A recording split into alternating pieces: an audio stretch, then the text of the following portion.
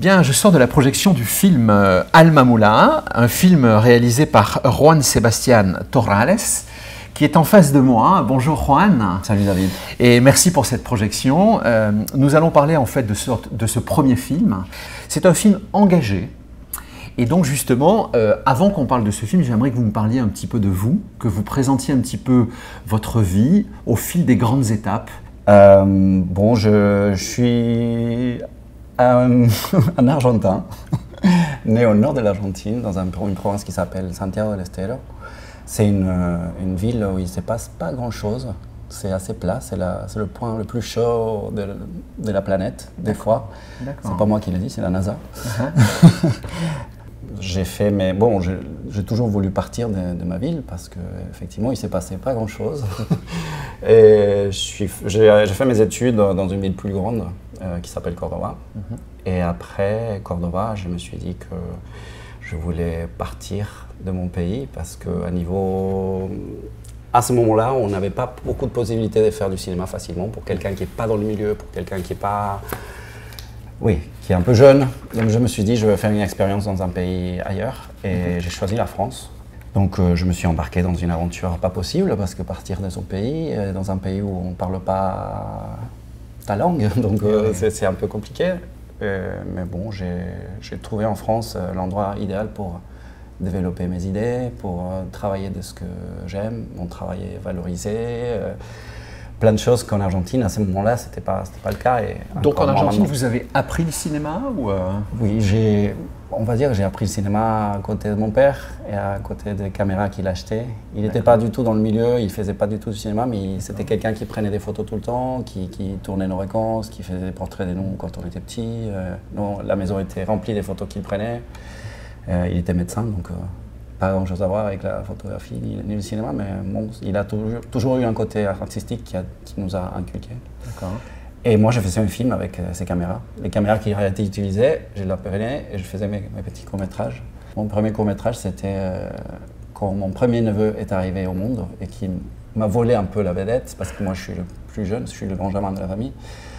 Et j'ai fait un court-métrage où je le poursuivais avec la caméra et j'essayais de le tuer. Effectivement, en blague, oui. Mais voilà, c'était mon premier film d'horreur. D'accord. Et j'ai commencé comme ça et après, bon... Après, je suis venu à Paris et j'ai commencé à travailler de façon indépendante et à développer mes idées, à pouvoir écrire, quelque chose que je ne pouvais pas faire en Argentine parce que vivre en Argentine, c'est vivre en crise. Vivre en Argentine, c'est avoir 4 ou 5 travails pour survivre. Vivre en Argentine, c'est très difficile, surtout dans un milieu artistique. Donc, la meilleure option, c'était venir dans un pays où ton travail est respecté, où la culture est respectée. Et c'est ce que je suis venu chercher ici. Et pourquoi la France? Ben, c'est une histoire d'amour. Je suis un grand amoureux de la nouvelle vague. Et de la langue française, j'ai toujours voulu apprendre à parler français. Et c'était pas évident au début, mais je crois que j'ai finalement appris. Je me débrouille pas mal, je pense. Je confirme. Ouais. J'ai fait encore quelques erreurs avec les masculins, féminins. Je suis encore un peu timide, mais ça va. C'était surtout oui, c'est une histoire d'amour. Je sais pas, c'est la langue, c'est la culture, c'est le cinéma, c'est la musique. Il y a plein de choses qui nous lient, je crois, les Argentins et les Français. Ouais, tout s'est un peu aligné finalement. Tout s'est un peu aligné finalement. Oui, sincèrement, oui. J'ai trouvé c'est un pays qui m'a très bien accueilli dans tous les sens. Ouais. D'accord, d'accord. Donc là, en fait, vous êtes installé depuis combien de temps en France alors? Ça va faire 20 ans. 20 ans. Donc on peut considérer que vous êtes un Français aujourd'hui, quoi. Presque, moitié, oui. Et donc cette aventure, en fait, de ce film Alma Mula, racontez-nous un peu quand est-ce que ça a démarré, comment est-ce que ça a démarré, et finalement, tous les messages qui sont passés dans ce film, puisqu'il y en a beaucoup. Développons un petit peu cette aventure de Alma Mula. D'accord. À commencer par le titre, qu'est-ce qu'il veut dire et qu'est-ce qu'il cache? Alma Mula, c'est un projet qui a pris 8 ans déjà. Et j'ai commencé à avoir les premières notions à un moment de ma vie où j'étais installé ici à Paris. Ça faisait 13 ans que j'étais à Paris. Et j'avais finalement la vie que je voulais. J'avais un peu voyagé partout dans le monde, j'étais en couple, j'avais mon appartement, tout allait bien. Je me suis dit, bon, c'est peut-être le moment là de me poser quelques questions. Je n'ai pas eu le temps de me poser parce que j'ai habité en Argentine, je vivais pour travailler. Je suis arrivé en France, j'ai vécu pour m'adapter. Et là, j'étais dans un moment de plénitude et je me suis dit, allez, je vais commencer à écrire le projet, le film que je voulais faire. Et la première chose que sur laquelle j'ai voulu écrire, c'est sur ma ville, sur mon enfance et sur mes blessures d'enfance et faire un travail sur tous ces sujets donc j'avais jamais guéri, on va dire. Donc c'est en me posant ces questions que je commence à écrire et aussi en écrivant, je me dis, Al-Mamoula va être plein de choses. Bon, quand on fait un premier film, on veut tout mettre. Et le plus gros défi, c'est de bien choisir les sujets qu'on va aborder. Et c'est vrai que la première motivation, c'était de faire quelque chose qui me lie à ma ville, à vie, et à ma famille, à mes amis là-bas, à mon enfance, et guérir aussi ces blessures d'enfance, non ? C'est ça l'art, un peu pour moi, c'est toujours travailler, faire un travail introspectif, personnel, pour après l'exposer et faire une espèce d'exorcisme. Non, c'est un peu déjà vu, déjà entendu, mais c'est vrai. Et moi, je vis pour ça. Et donc, dans le film, en plus de ça, j'ai essayé d'aborder dans ces blessures, il y a beaucoup de souffrance, il y a beaucoup de violence que j'ai vues, dont j'étais témoin aussi, surtout envers les minorités. Je viens d'une ville où il y a une forêt qui disparaît, où il y a un classisme exacerbé qui est assez fort, un racisme assez fort, et pas que avec les gens qui habitent dans la campagne, c'est aussi envers les homosexuels, envers les femmes, c'est toutes les minorités qui sont un peu, qui souffrent. Ouais. En tout cas, c'était comme ça à l'époque. Il y a eu une évolution, une certaine évolution. Et dans Al-Mamoula, quand tu veux guérir plein de choses, tu veux parler et les traiter, les exposer. Et je pense que c'est un peu ce que le film reflète et que tu as bien ressenti. Bien sûr, ouais. Bien sûr, évidemment. Parlons un petit peu de ce personnage Nino, donc, qui est le héros du film en fait, et puis on va développer aussi sur les autres personnages. Mais comment est-ce que vous avez rencontré ce jeune garçon qui est un adolescent? Il semblerait en fait qu'il soit entre guillemets sur mesure pour ce rôle. Si vous pouvez parler un petit peu de cette rencontre et comment s'est produit ce casting assez incroyable. Oui, c'est assez incroyable. C'est le premier film qui se tourne dans ma ville, à ce niveau-là, une coproduction internationale entre France, Italie, Argentine, avec un certain budget. On peut peut-être en parler, ça coûte combien de faire un film comme Al-Mamoula? Un peu moins d'1 million. Ce qui est peu pour un film. Pour un film, oui. Mais il faut réunir ces fonds. Pour un premier film, moi, j'étais comme un gamin dans un magasin de jouets. Bien sûr. Et surtout que je n'attendais pas à avoir autant de support et que le film plaise à tous les concours où on a pu participer. C'était super.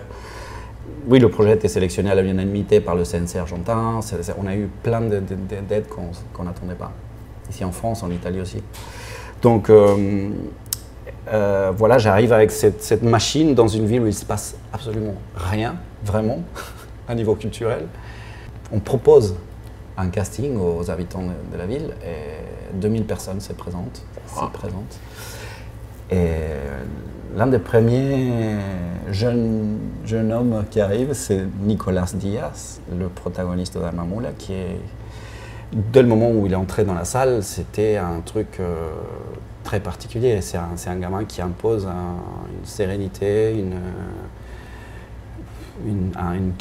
c'est du charisme. On dirait qu'il en impose un peu, quoi. Oui. Voilà. Il est tout mince, planté, ouais. Il est tout mince, il est tout petit. Il est grand, mais il est sec. Sec, oui, il a un regard qui te perce. Et en parlant avec lui, je me rends compte qu'il n'a aucun jugement sur. Il ne juge pas les gens, il juge pas.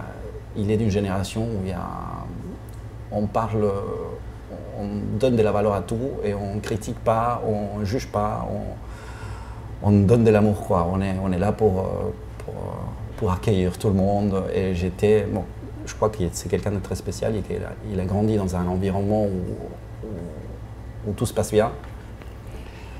Et dès le moment où je commence à parler avec lui, je me suis dit c'est la personne parfaite pour ce rôle. Alors que vous aviez 2000 personnes à voir derrière, en fait. Oui, sans parler même de tests. On a fait les premiers tests et en fait, moi, j'avais aucune idée à quoi il ressemblait, ni non. Le personnage, je ne savais pas quel visage il allait avoir. J'avais rien en tête. Et en fait, quand je l'ai vu faire les tests, je me suis dit, en fait, je ne peux pas imaginer le film sans ce gamin. Mais en même temps, je me suis dit, mais c'est pas possible, ça peut pas être si facile. C'est pas le premier gamin qui arrive au casting qui va être le protagoniste. Il faut que je continue à chercher. Donc on a vu au moins 50 après. C'était 2000 personnes, mais il y avait très peu d'enfants. Donc, mais ce gamin, il est de cette région d'Argentine, on est d'accord? Oui, il est santiagueño, donc de Santiago del Estero, et son école, c'est le Sacré-Cœur de Jésus-Christ. Voilà, il vient d'une école catholique, avec une éducation catholique. Et en fait, c'est sa famille, c'est son entourage qui a lu le scénario, qui nous a dit Nicolas est très motivé et nous, on sent que ce film est nécessaire dans notre ville, est nécessaire dans nos vies. Et on est très fiers qu'il soit le protagoniste. Donc, ils l'ont soutenu dès le début jusqu'à la fin. Et je pense que c'est ça qui lui a donné les armes pour pouvoir entamer ce rôle qui est très demandant, très difficile, et que c'est pas n'importe qui aurait pu le faire, surtout à Santiago del Estero, avec tous les préjugés, tout ce que... Si les gens commencent à parler, c'est comme ça, c'est une petite ville où tout le monde parle et tout le monde sait tout. Et un tel rôle, je pense qu'il fait parler. C'est un vrai challenge. Il fait parler, c'est un challenge et il fait parler. D'accord.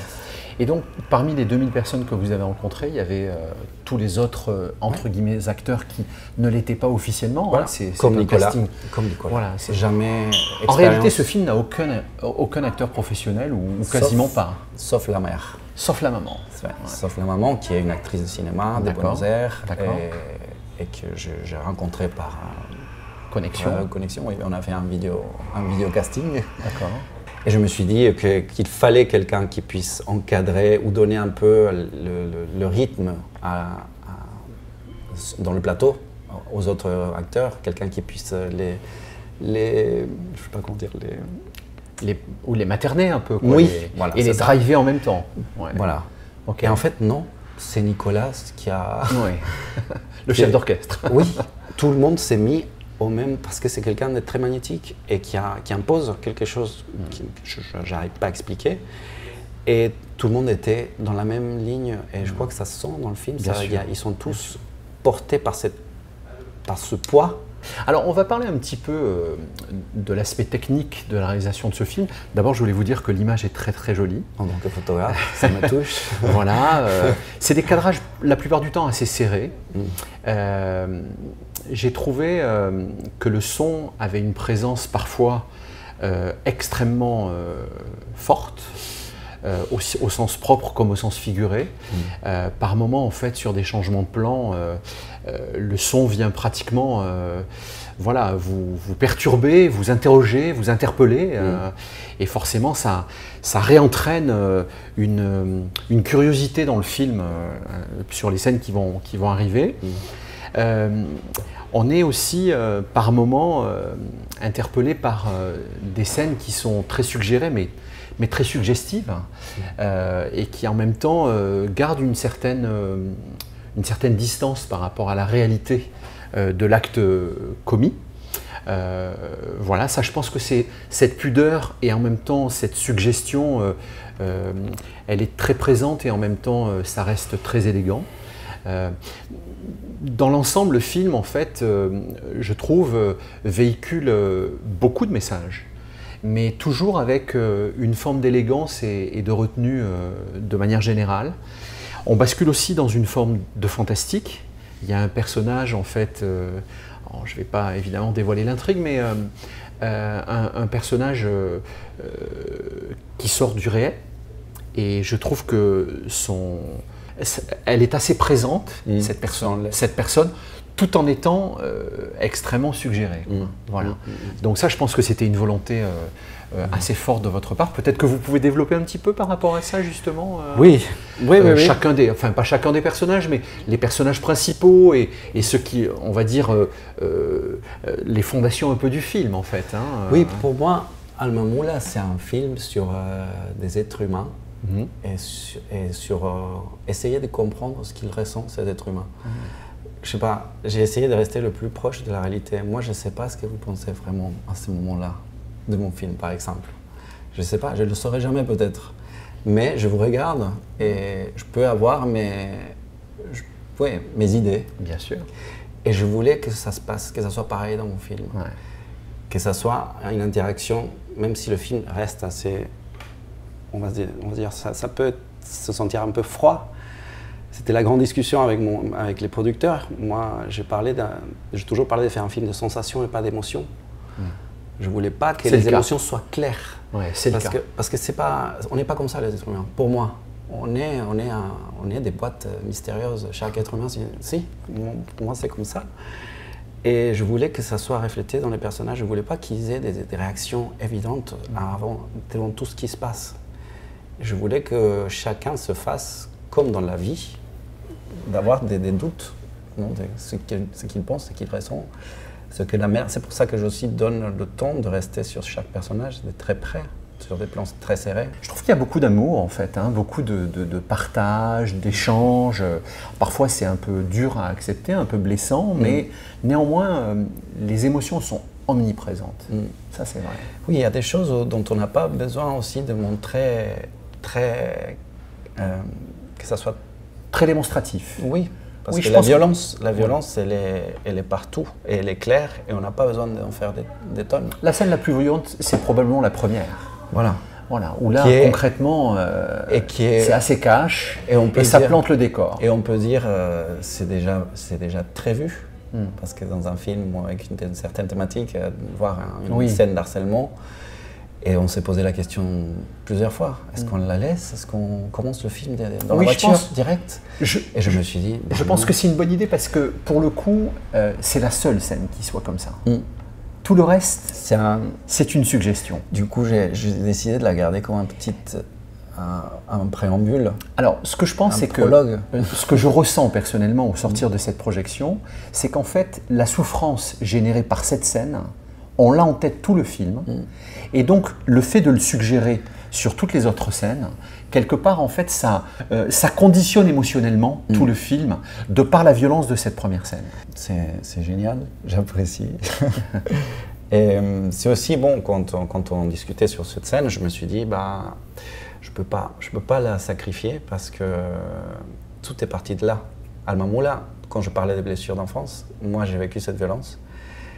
Et c'est à partir de cette violence que j'ai créé cette bulle noire, non, dans laquelle Nino est enfermé, la bulle de la honte, la bulle de la culpabilité, et cette souffrance qu'il porte en fait dans tout le long du film. Je voulais, désolé les spectateurs, mais je voulais créer et qu'en regardant le film, ils se sentent dans la même situation que Nino. C'est pour ça que c'est un film de sensation, une expérience sensorielle. Une véritable expérience, ce film. Voilà. On peut utiliser ce terme-là. Et c'est un parti pris. Oui, et c'est pas si commun de rentrer comme ça dans un film où finalement vous rentrez dans un espèce de tube. Et pour en ressortir, en fait, il faut accompagner les personnages. Et essayer de les comprendre. Et c'est ça. Le parcours a certainement été semé d'embûches dans votre propre vie, et ces propres témoignages, vous avez aussi envie de les partager avec vos mots, mais M-A-U-X. et donc du coup, voilà, je pense que c'est un peu ça le message que l'on doit garder de cette expérience. Sans aller dans le mélodrame, pour l'anecdote, je l'ai construit à côté en faisant une thérapie à côté. Donc j'ai essayé de ne pas regarder du cinéma pendant les 3 dernières années, avant le tournage, j'ai pas regardé des films pour ne pas trop être influencé. Évidemment, j'ai plein de trucs dans mon inconscient qui sont forcément... Contribuer, oui, bien sûr. Mais l'idée, c'est j'ai fait un travail avec la psy et la structure du film, c'est presque comme des tableaux qui ont été un peu projetés avec un projecteur de mon qui s'est allumé dans mon cerveau, qui commençait à envoyer des images. Et c'est un travail sur mon inconscient, en fait. C'est des tableaux, derrière tableau, derrière tableau, derrière tableau, derrière tableau. C'est cette période de ma vie et auquel j'ai essayé de donner une connexion. Donc c'est assez...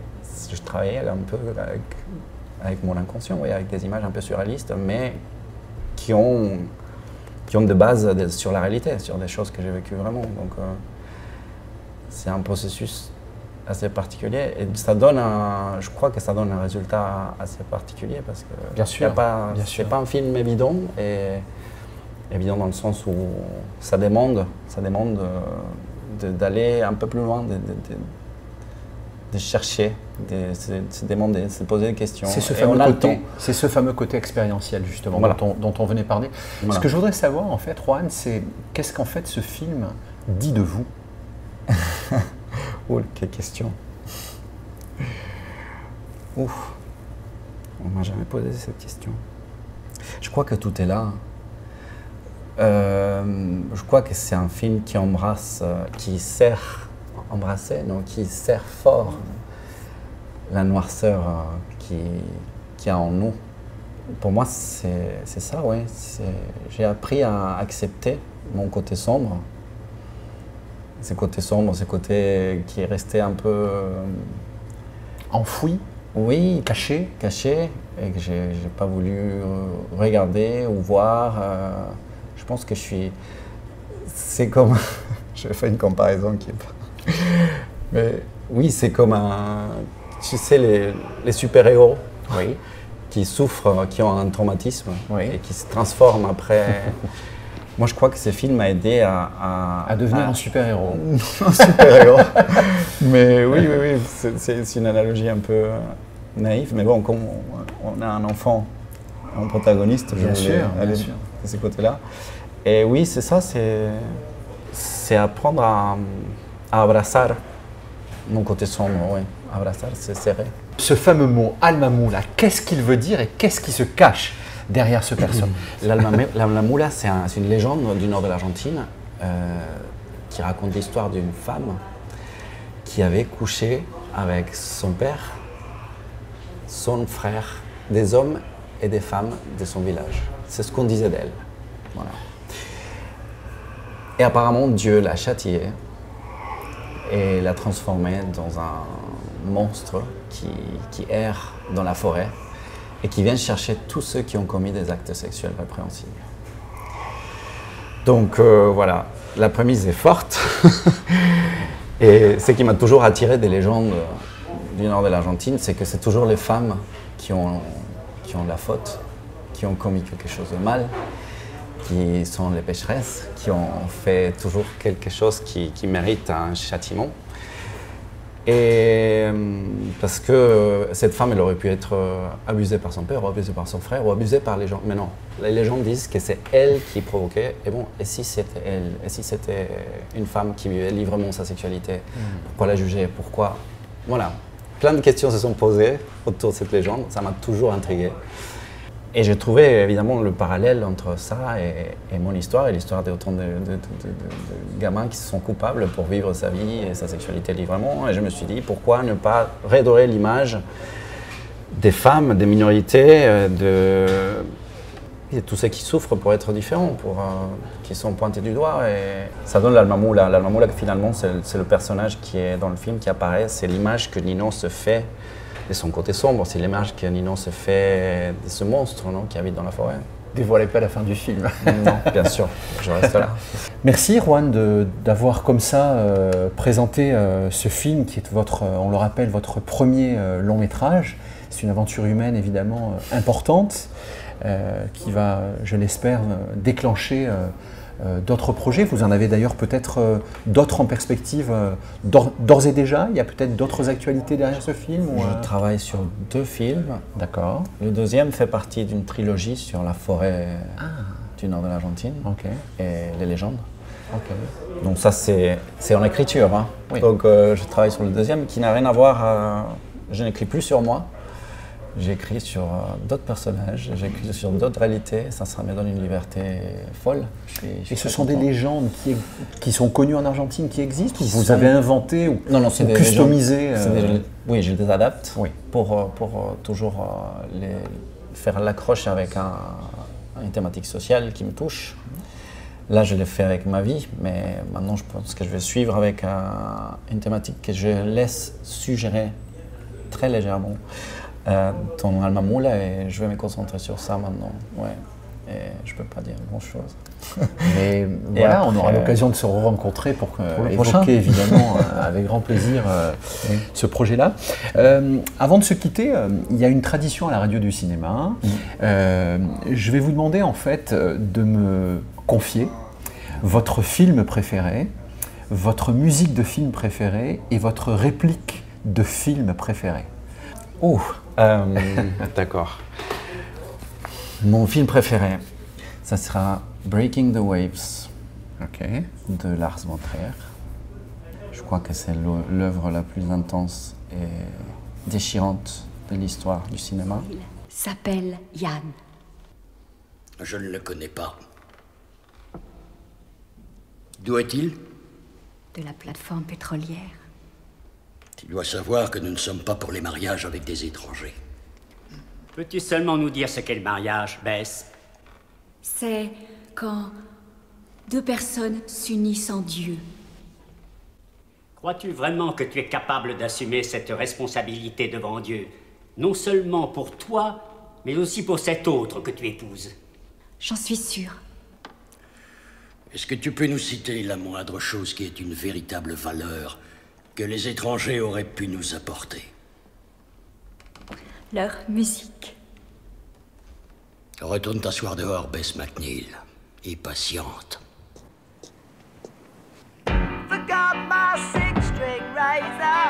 Chapitre 1. Bess se marie.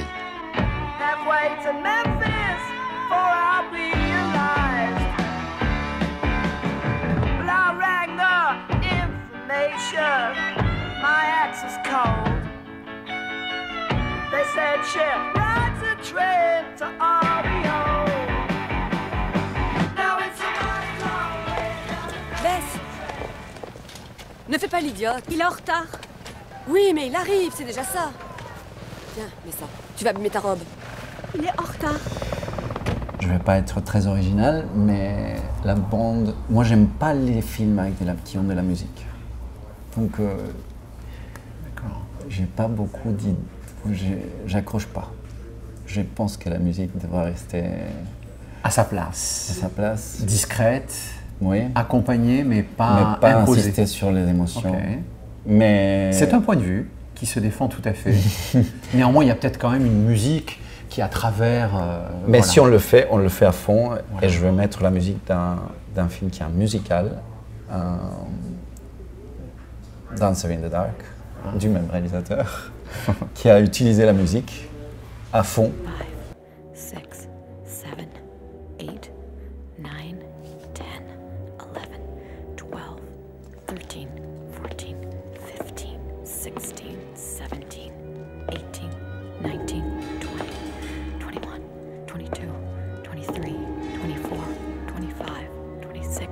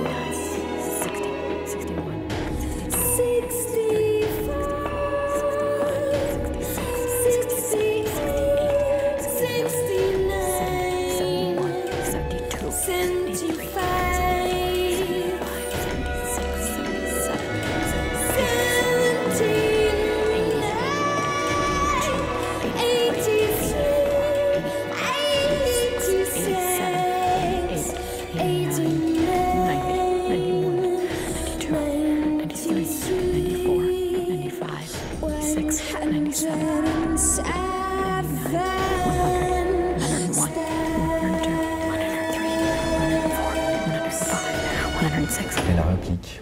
Ah, cette fameuse réplique. Je sais pas bon, je peux te la dire en anglais parce que j'ai pas la traduction. Yeah, we talk in English. C'est What is there to see? Dancer in the dark. Ouais, c'est le personnage de Selma. Quand elle va avouer que à son meilleur ami qu'elle va pas l'avouer. Elle essaye de lui dire avec une chanson qu'elle va devenir aveugle, qu'elle est en train de devenir aveugle. Elle le dit pas finalement parce que si elle le dit, son fils court le risque de devenir aveugle aussi. Elle veut pas que ça se sache parce que si son fils le sait, sa maladie qui est héréditaire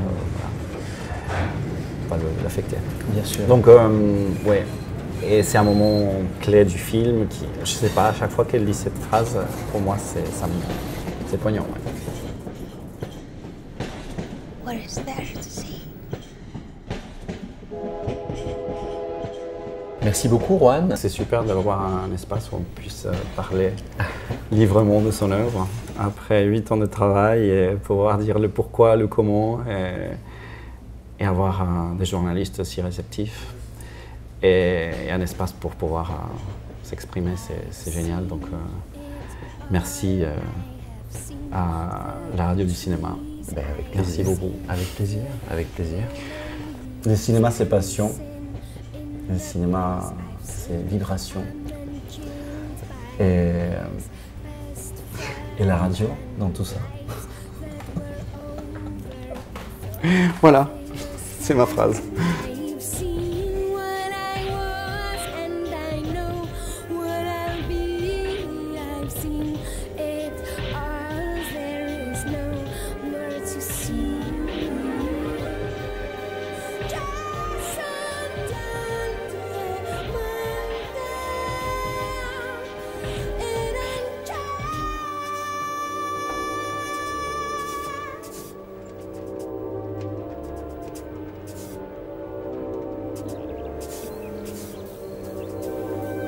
You haven't seen elephants, kings, or Peru.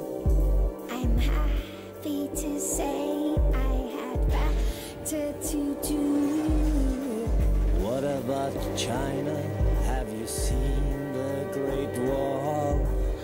All walls are great if the roof doesn't fall. And the man you will marry, the home you will share. To be honest, I really don't care.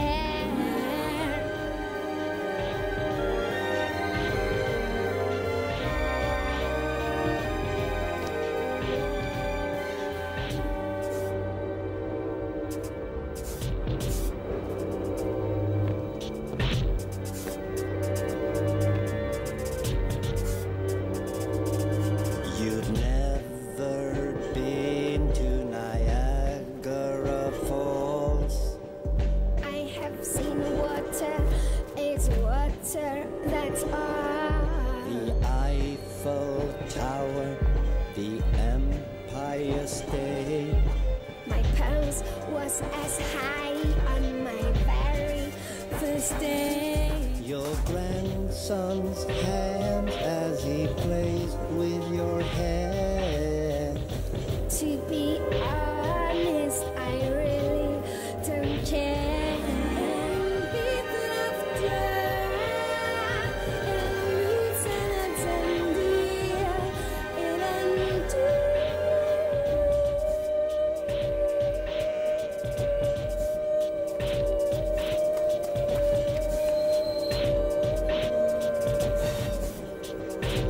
I've seen it